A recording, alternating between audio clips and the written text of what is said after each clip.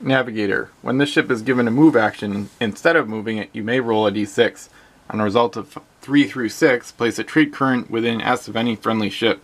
The trade current cannot be placed in contact with any other game piece.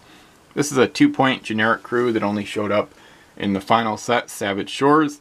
It's quite good. It's best used on like a small ship like the Coeur d'Alene that's really cheap, 2 points maybe, docked at your home island. Then you can use the Navigator to create speed boosts all over the ocean for your ships that need it.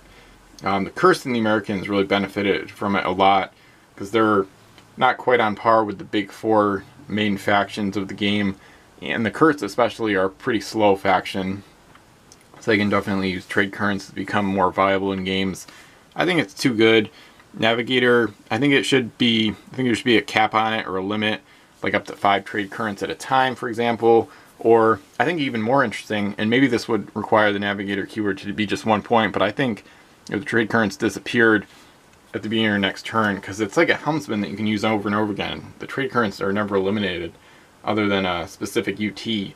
So I think it's too good. It should be either more expensive, or even better I think would be to put a cap on it or some kind of limit, like 5 at a time or 5 in a game, or they disappear at the beginning of your next turn, like Smoke Pot Specialist, which is 3 points. So that kind of gives you an idea of how broken Navigators can be, especially in large games when you have, dozens or hundreds of turns to accumulate tons of trade currents. It gets pretty out of hand and kind of silly in a hurry. So one of my least favorite keywords overall, personally.